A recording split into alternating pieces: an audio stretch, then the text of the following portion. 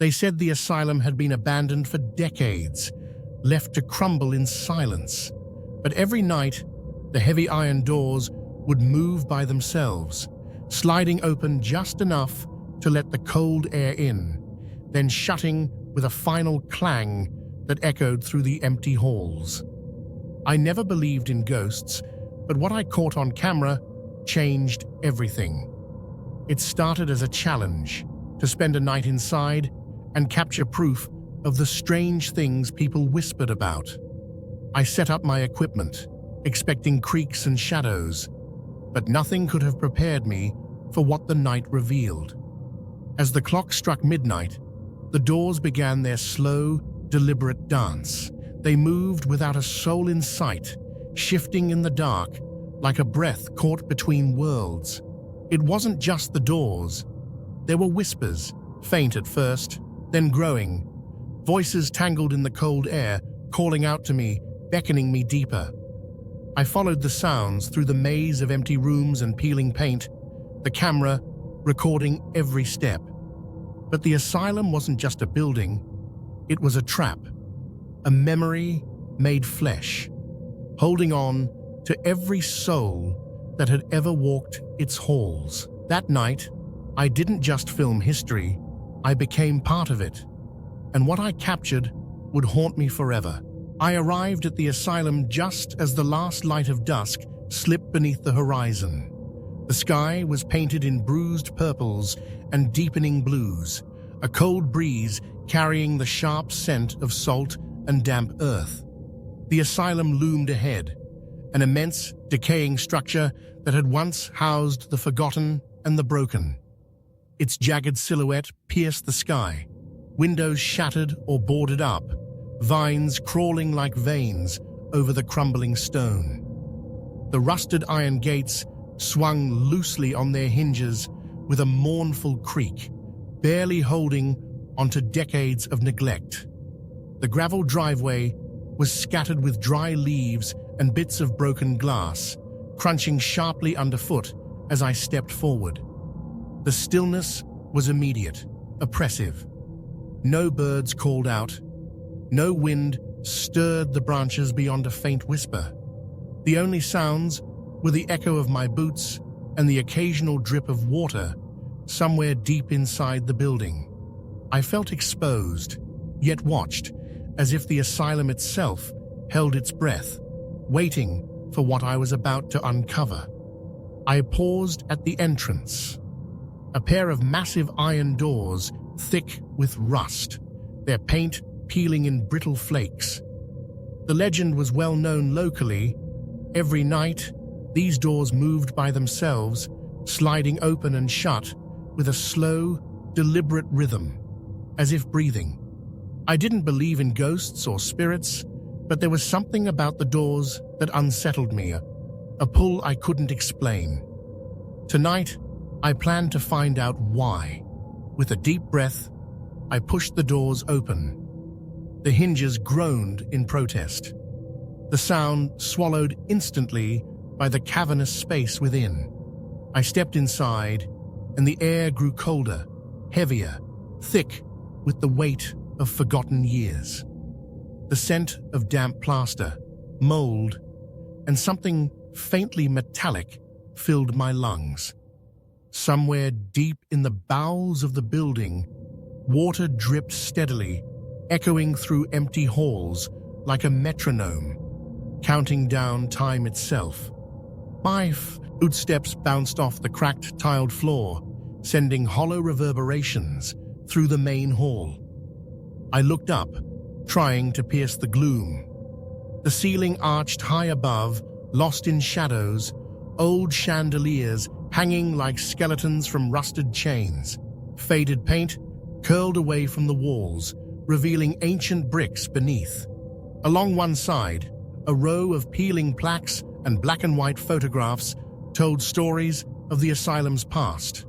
Names and dates long erased by time, faces frozen in pain and despair. I set my gear down carefully and began arranging cameras at key points, one aimed at the iron doors, another covering the main corridor, and a third near the old stairwell that led deeper into the patient quarters. Every movement I made seemed amplified in the silence. The creak of my boots, the shuffle of equipment, the soft clink of metal. As night thickened, a quiet tension settled. The building no longer felt empty, but charged. Somewhere beyond the walls, I thought I caught the faintest sound, a whisper of movement, a subtle shift in the air, as if the asylum was stirring awake.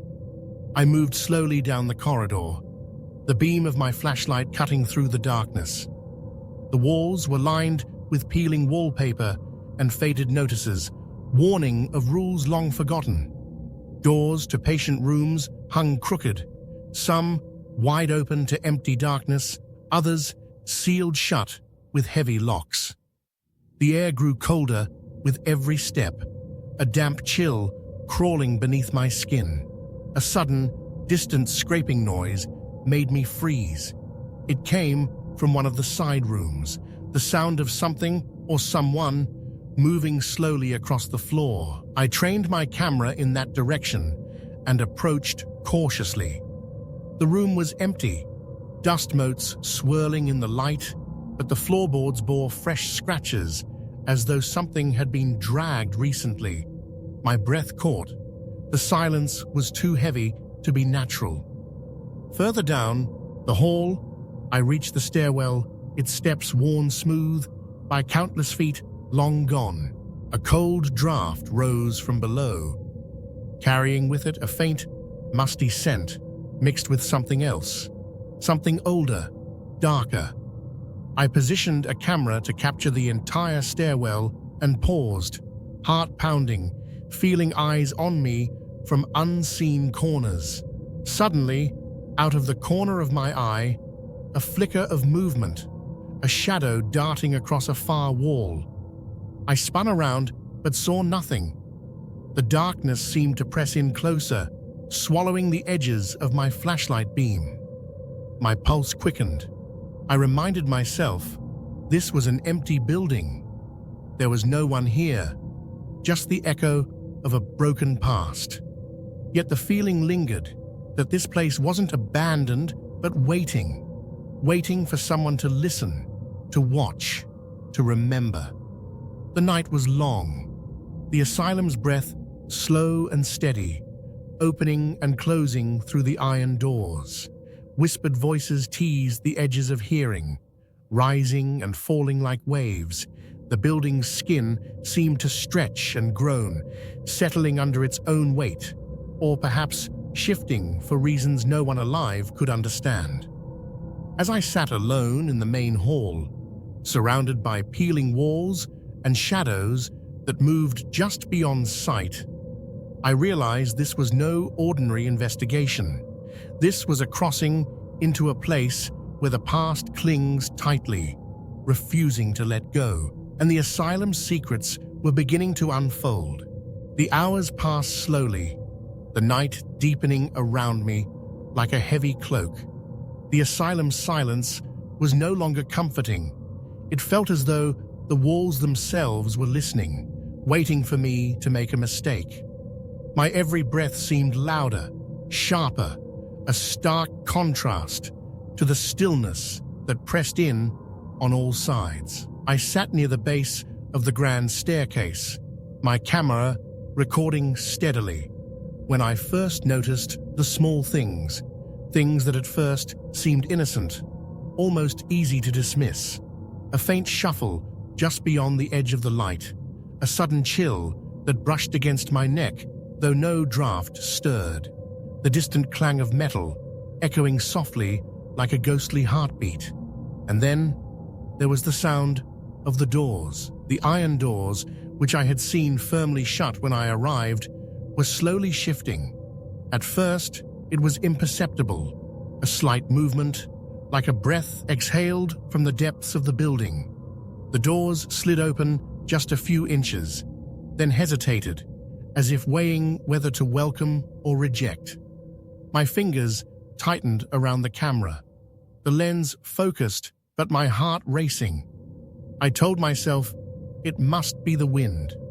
Old buildings moan and groan, loose hinges complain in the night, but the air inside was still. No gust, no breeze to explain the movement. The doors began to open wider, slow, deliberate, until they stood slightly ajar, inviting me to look beyond. I swallowed hard and stepped closer. My flashlight beam pierced the darkness beyond the doors, revealing a narrow corridor, empty, silent, and unnervingly cold. I trained my camera toward the opening and sat down to watch. Minutes ticked by. The building seemed to hold its breath. Then came the whispers. They were soft, barely audible, as if carried by the walls themselves. At first, I thought it was the wind again, or the creaking of the old structure settling, but the voices were distinct, overlapping murmurs, fragmented words in a language I couldn't understand but felt inside my chest. They carried a strange rhythm, like distant chanting, pulling at something buried deep in my mind. A sudden noise startled me, the clatter of something heavy falling somewhere above. My heart leapt, but when I looked up, the shadows were still. The silence returned, deeper than before. I moved cautiously down the corridor, flashlight and camera ready. The floor beneath my feet was uneven, cracked tiles shifting under pressure. The walls were lined with peeling wallpaper and faded photographs of faces frozen in time, patients, doctors, forgotten lives etched in grainy black and white. I stopped before a door partially open, the room beyond consumed by darkness. From somewhere inside, a faint scent rose, a mix of antiseptic and something rotting. I strained to listen, but only the distant dripping of water replied. Suddenly, the door creaked shut with a slow, echoing thud. I jumped back, breathing hard. My rational mind tried to explain it. A draft, the wind catching the door just right. But my skin prickled with unease. Returning to the main hall, I caught sight of movement out of the corner of my eye, a shadow shifting across the far wall. I swung my light in its direction, but found only emptiness. The darkness seemed to pulse, breathing like a living thing. I set up my camera in the hall, aiming to capture any sign of the unexplained. As I waited, the whispers returned, growing louder, more urgent. They twisted and turned through the air, weaving a tapestry of sound that unsettled me deeply. It was a chorus of voices, some pleading, some warning, others crying out in despair. The atmosphere thickened, the air growing heavy, as if charged with energy. My hands trembled despite my efforts to stay calm. A cold sweat broke across my forehead. Suddenly, the doors moved again, this time with purpose. They slid wide open, revealing the pitch-black corridor beyond. The silence that followed was deeper, more complete. I hesitated, torn between curiosity and fear. As I peered into the abyss, the whispering stopped. The building held its breath once more. I felt a presence, watching, waiting, a moment frozen in time, a boundary between worlds. Then, from the darkness, a figure stepped forward, not fully visible, but unmistakably there, shifting, fleeting, barely more than a shape. Its form wavered like smoke in the light, but its eyes, if they were eyes, seemed to bore into me, cold and empty. I raised my camera, hands shaking, capturing every second. The figure moved closer, gliding rather than walking, silent and deliberate. The temperature dropped sharply. My breath misted in the cold air. I wanted to run, to flee into the safety of daylight, but my body was frozen. The figure reached out, A hand, thin and pale, fingers curling like claws. And then it vanished. The doors slammed shut behind me. I was alone again, but the feeling of being watched remained, sinking deep into my bones.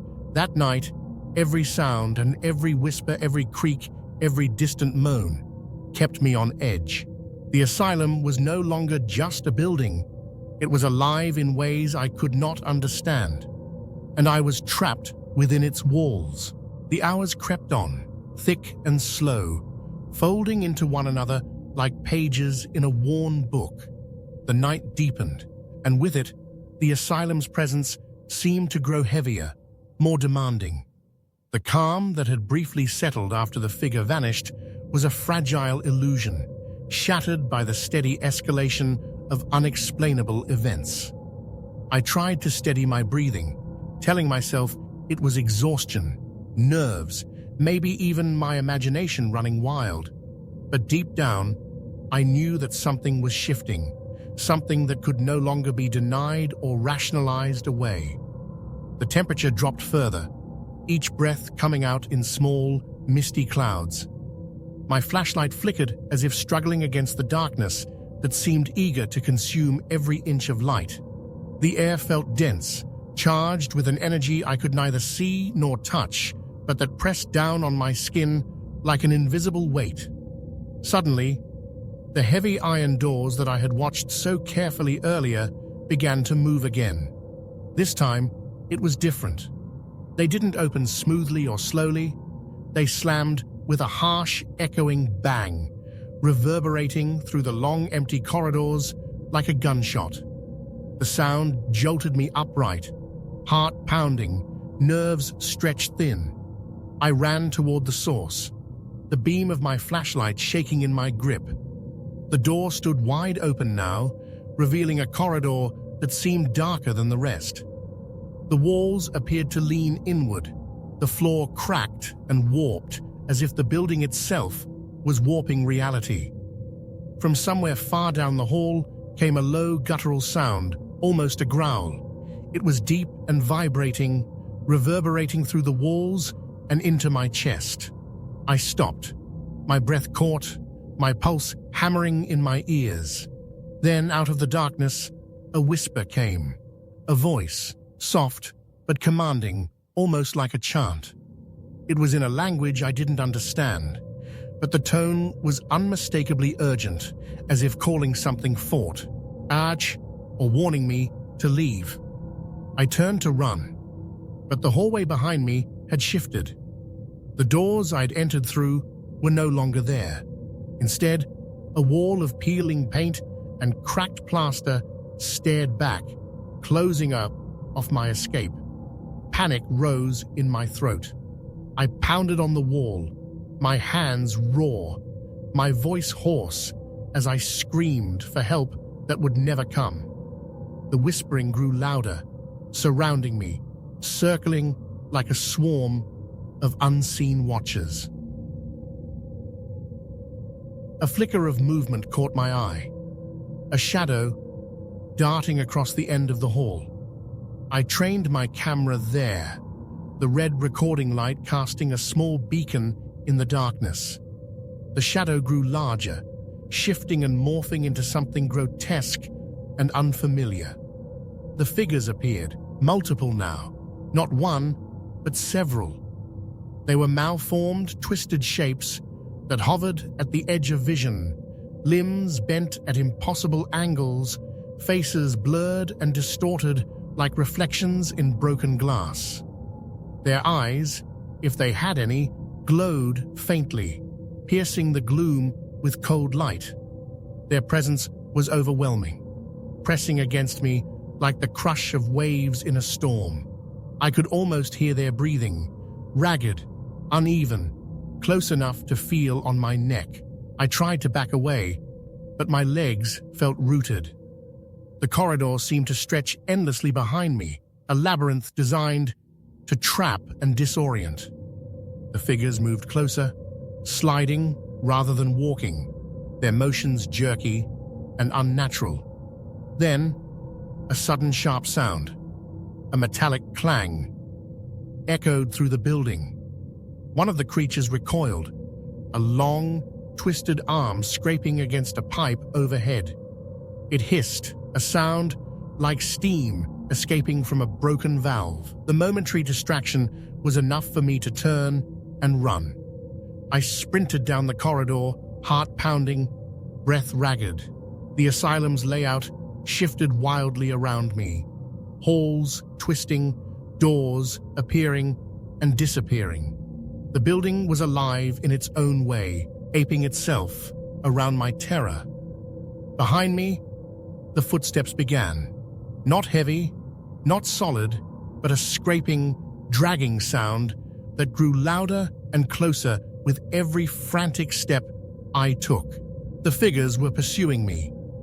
I burst into a large room, once a communal dining hall, and slammed the door shut, bracing myself against it. The wood groaned under the pressure of unseen hands pounding on the other side. The room was filled with overturned tables and rusted chairs, shards of broken glass glittering in the faint moonlight filtering through cracked windows.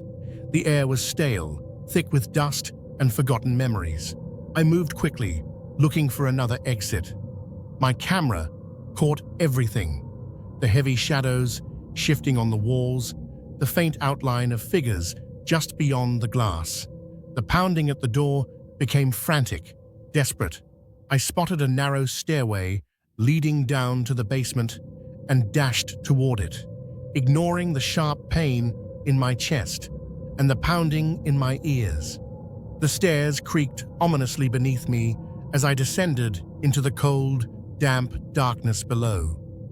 The basement smelled of mold and rot. Pipes overhead leaked slow drips of water, the sound echoing like distant footsteps. The air was thick, pressing against my skin like water. I heard the doors above slam shut, the building settling again. For a moment, silence. Then, the whispering returned, louder and clearer, filling the underground space. I fumbled for my flashlight, its beam cutting through the blackness. The basement was a maze of corridors and small rooms, each one more decayed and claustrophobic than the last. Then, a cold breath brushed against my neck, a presence close, unseen but undeniable. I spun around, shining the light wildly, but saw nothing. The whispering became voices, speaking softly but urgently, pleading and warning. My hand shook as I raised the camera. I was no longer just an observer. I was part of the asylum's story, trapped in a nightmare with no clear way out. And the creatures, or whatever they were closing in. The deeper I ventured into the basement, the heavier the air became. Every breath felt like inhaling thick fog, and the faint light from my flashlight seemed swallowed by the darkness almost as soon as it appeared. The walls closed in around me, damp, cracked concrete, slick with moisture, narrowing the path ahead to a claustrophobic tunnel lined with rusted pipes and exposed wires. My footsteps echoed hollow and distant, distorted by the labyrinthine corridors. The whispering voices persisted, growing more insistent, as if they sensed my hesitation, my fear. Their language was unintelligible, yet the tone was unmistakable, a mixture of desperation, warning, and a cold invitation to join whatever existence they endured here. The sounds tangled with the drip of water somewhere far away, like a relentless countdown. As I turned a corner, I stumbled upon a chamber larger than the rest, a forgotten operating room, its tiled floor cracked and stained. Old medical instruments lay scattered, rusted beyond recognition. A heavy steel table sat center stage, illuminated by a fractured overhead light that flickered intermittently, casting long, twitching shadows. The room reeked of antiseptic long past its prime, mixed with the sharp, metallic tang of old blood. I set my camera down and tried to steady my trembling hands. This room was different. It held a weight, a gravity that pulled at my skin and unsettled my bones.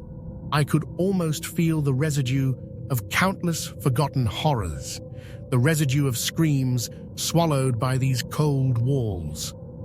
Suddenly, a distant thud vibrated through the floor, rhythmic, slow, deliberate.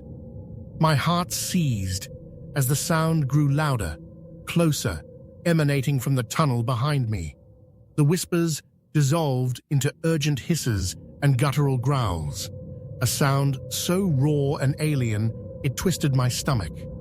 My breath caught, every instinct screaming to flee, but my leg refused to move.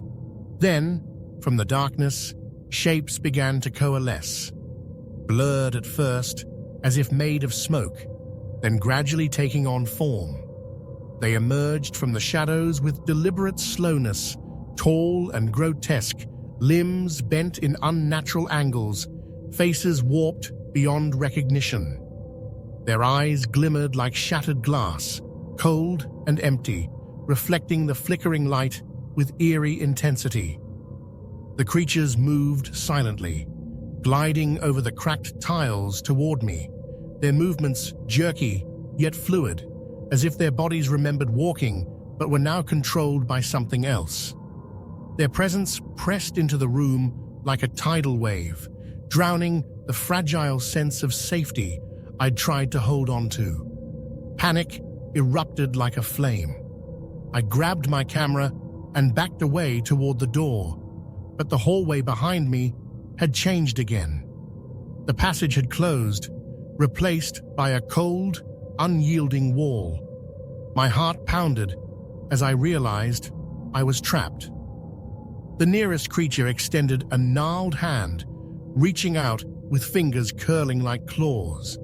The air turned icy, breath misting in front of me, and I could hear their labored breathing. A sound so close, so harsh, it grated against my sanity. I raised my camera as if it could shield me, fingers trembling as I filmed the advancing horror. Suddenly, a distant metallic clang echoed through the chamber. The creatures recoiled momentarily, heads snapping toward the sound as if in pain. The tension shattered for just a moment, giving me the breath I needed. I darted toward a narrow stairwell I had noticed on my way in. The stairwell was steep and crumbling, leading upward into even darker depths. I ascended, my hands gripping the railing as I struggled against the dizziness threatening to pull me down. Behind me, the creatures' movements grew frantic, their unearthly wails echoing through the concrete corridors. I reached the next floor, a long corridor, lined with cell doors, most hanging open. The flickering lights cast grotesque shadows that danced wildly on the walls. I could feel eyes watching me from empty rooms, the whispered voices returning in a broken, sorrowful chorus. My lungs burned, my legs trembling with exhaustion, but I pushed forward, desperate for an exit. Then, from the far end of the hallway, a figure appeared. It was not like the others. This presence was unmistakably human, or once had been, dressed in tattered clothes, eyes wide and hollow, mouth twisted into a silent scream. The figure advanced slowly, dragging a chain that clattered with each step. A surge of cold dread swept through me as I realized this was no ordinary ghost. It was something caught between worlds, tethered by pain and fury. I stumbled back, heart slamming, camera shaking as I kept it trained on the apparition. The figure's gaze locked onto mine, and for a moment, time seemed to freeze. Then, with a sudden roar that shattered the silence, the figure lunged. I screamed, dropping the camera as I scrambled away, the sound of my own heartbeat drowning out everything else. The chase was frantic. The asylum twisted and shifted around me, corridors stretching impossibly long, doors vanishing and reappearing at will. The figures pursued relentlessly, their snarls and cries filling the air. I ran blindly, desperation driving me forward until I found myself back at the main hall. The iron doors were still open, beckoning with a cold invitation. I lunged toward them, muscles burning, lungs aching. As I burst through the doors into the cool night air, the sounds abruptly stopped. The oppressive weight lifted slightly, and I collapsed onto the gravel, gasping for breath, soaked in sweat and terror. The cameras lay scattered around me, still recording. I had escaped, but the asylum's grasp had not released me completely. The night was far from over. The night air outside the asylum felt sharp and cold against my skin, but compared to the suffocating weight inside, it was almost a relief. I collapsed onto the gravel driveway, chest heaving, soaked in sweat, trembling uncontrollably. The iron doors stood wide open behind me, dark and silent now, as if nothing had happened. Yet I knew better. My hands shook as I reached for one of the cameras lying on the ground nearby. It was still recording, a silent witness to everything I had seen, everything I had barely escaped. I fumbled to power it off, my fingers fumbling with the buttons as images and sounds from the night played back in my mind like a relentless storm. I wanted to believe I had left the nightmare behind, that the asylum's grip was broken with my flight into the night. But the cold gnawing inside me told a different story, a story that wasn't so easily escaped. I spent the next hours sitting on the cracked steps outside, staring into the darkness. The memories played on an endless loop, the shifting walls, the figures with hollow eyes, the agonized wails echoing through the halls. I tried to piece it all together, to understand what I had encountered. What had this place been? A hospital? A prison? Or something else entirely?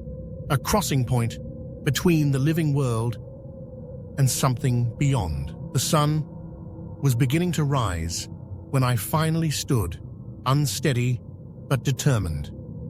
I had to make sense of it. If the asylum held secrets, if it was still alive in some way, I couldn't just walk away and pretend it hadn't claimed a part of me. I returned to the nearest town, seeking any records or stories about the asylum. The locals were reluctant, their eyes wary when I mentioned the place.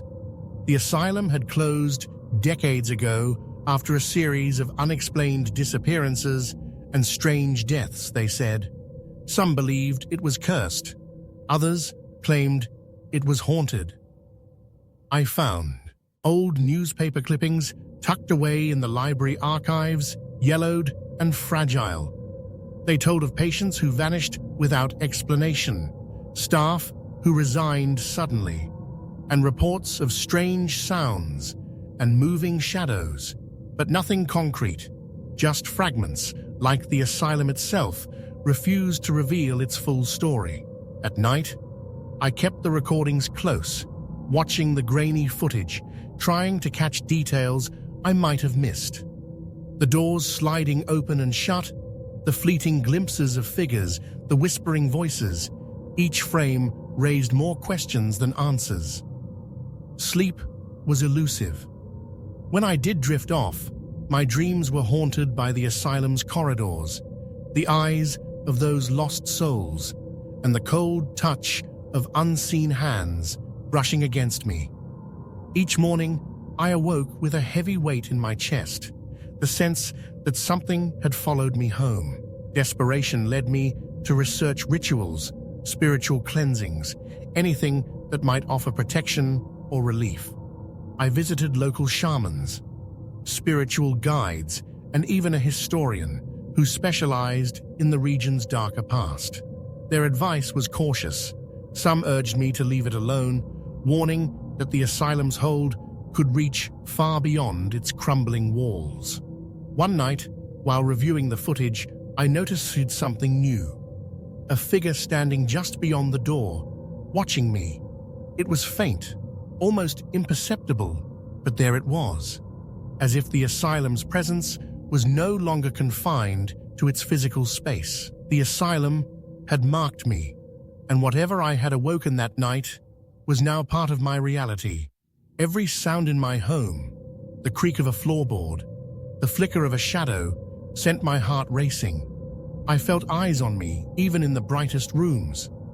I tried to escape it with routine, long walks, keeping busy, staying in crowded places. But solitude called me back, and with it, the memories and fears. The asylum had become a part of me, and the questions remained. What exactly was in that place? What did it want? Was it waiting for me to return? As days turned into weeks, I realized this was no ordinary haunting. The asylum wasn't just a building of the past. It was a living memory, a place where time, pain, and souls were tangled. And it would not rest. Weeks have passed since that night, yet the asylum's presence has not faded. If anything, it has grown heavier, settling deep into the corners of my mind like an unwelcome guest who refuses to leave. The footage I captured is clearer now, every frame a reminder of what lurks in the darkness, every whisper echoing louder in my ears when the world is silent. I no longer feel safe in my own home. The creaks of old floorboards sound like footsteps following me. Shadows stretch and move just beyond my vision.